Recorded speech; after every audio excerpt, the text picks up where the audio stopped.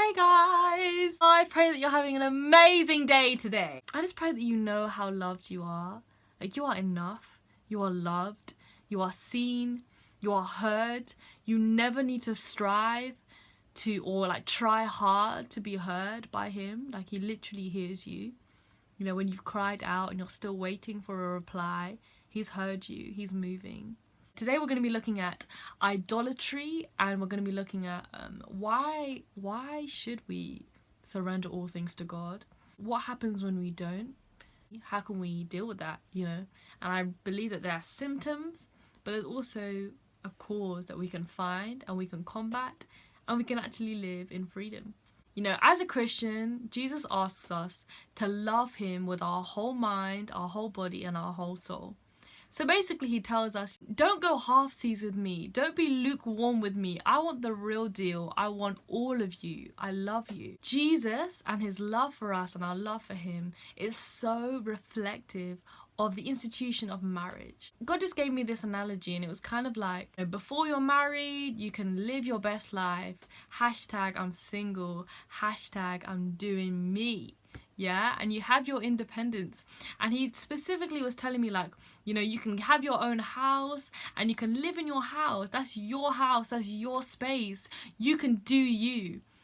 But you can get a bit lonely, you know. And let's just say, outside of, you know, amazing healthy friendships and a fulfilling life, let's just use this analogy of, imagine if you were just living in your house and that was your house and you had that freedom. But then this other person comes along. You're saying that you're willing to give up this house. You're willing to give up your independence. You're willing to give up this sense of, I'm living for me and only me, because this person is worth it. I want to share my life with them. I want to wake up to them every morning. I want to be the parent of their children. I want to allow them into my personal space. I want them to have a say in my life and advise me and challenge me and encourage me. I want to do life with them. And it's the same thing with Jesus. He wants to be involved in our life. He wants us to trust him with the areas of our life, because he will take us further than we could ever go. You know, his plans are always better than our own. Even in my own testimony and many others' testimonies, you know, we've lived life, you know. We lived life outside of Jesus. We tried it our way. We got into relationships and, you know, did all the stuff that everyone says is like, living my best life, I'm doing me. But you're there and you realize, but is there more? Is this it? I'm finding my validation in these relationships. I'm finding my validation in going out and in these friendships and what people say about me.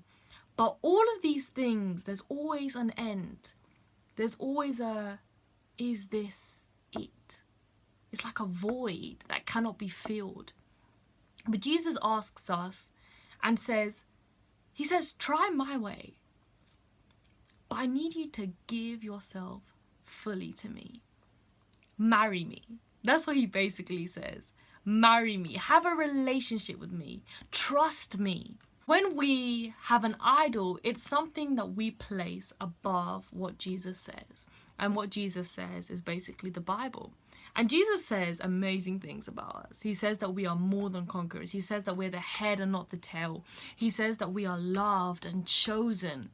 But our idols, for example, you know, finances, when our finances aren't going our way, we can believe that I'm in trouble, I don't have a backup, and we can allow fear to rise up inside of us instead of choosing God's way and believing that God is our provision.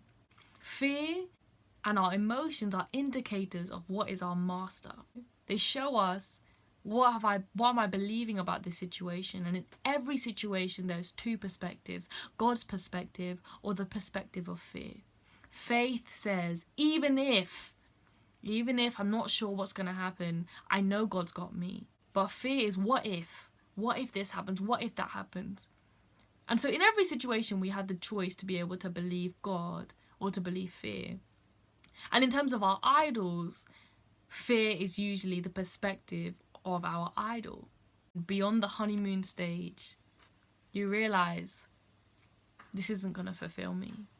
I have a void in my heart. Examples of idols are like relationships and money and finances and, you know, people's validation and fame. All these things can be good in themselves, but they don't fulfill us. They don't satisfy us. That can only come from Jesus. When we have an idol, we forsake a part of God. You know, God has so many different names. In terms of relationships, He is our bridegroom. He is our heart. He is our identity. In terms of, you know, finances, He is Jehovah Jireh. He is our provision and our provider. And just, there's so many different names for Him. Even in terms of, in the middle of fear, He is Jehovah Shalom. He is our rest and our peace.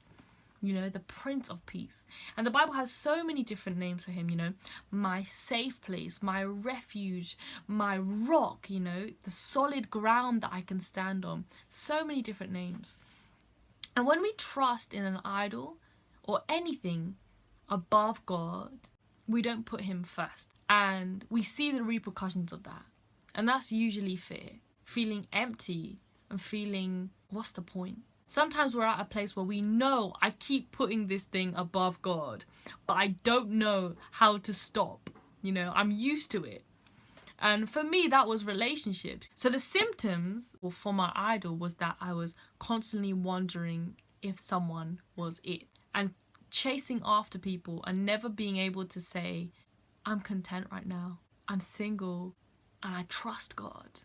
I had to dig deeper and deeper, and I was wondering, what is the facet of God that I've forsaken?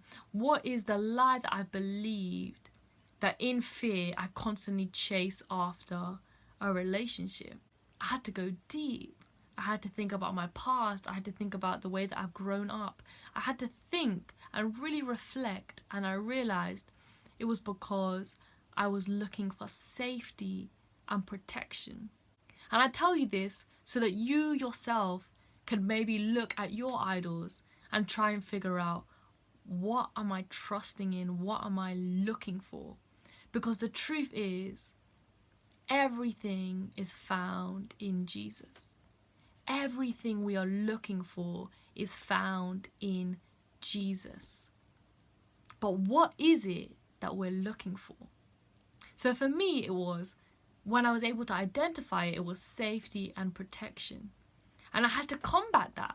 I had to say, you know, in a relationship, I don't find my ultimate safety and protection in that. And God just showed me that through understanding that people are flawed individuals. But in my mind, I'm saying, you know, I want to do me. I want to follow what I want. But God is saying, don't you understand that I am your safety? That when I tell you to let go, or when I tell you to move on, it's because I know what would happen. I know your heart, I know that other person's heart, and I am your safety. And I tell you things because I'm protecting you. And I just even continued thinking about it, and in terms of like, a person cannot be there all the time. You know, you're going to be facing loads of different stressful situations, and that person cannot always physically be near you. And there's going to be loads of things where you have to do on your own, you know, your job or traveling, you know. There's loads of things where that person cannot physically be my safety. And even in terms of, you know, actual, like, for example, a car accident, God forbid, but that person cannot save you. Only Jesus can, you know. So it really helped me, you know, and it set me free, because I was able to find what I was looking for in my idol, and then I was able to bring that back to Jesus and realize He is my protector. And even in terms of this little case that I have, Jehovah Nissi, the Lord my protector. He is always with me. He never leaves me. And I was able to finally combat this idol that I had had for such a long time. And so I just encourage you to just look at your own idols. Is it finances? What is it that you're looking for there? Is it comfort?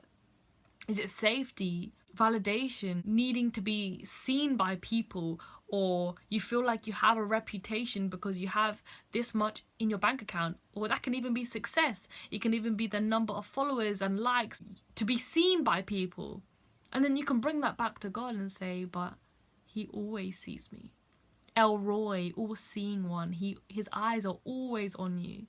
So I just encourage you to look beyond the symptoms of your idol, but to look at the root. And in that you find freedom. Because you're able to say, this thing does not have a hold on me anymore.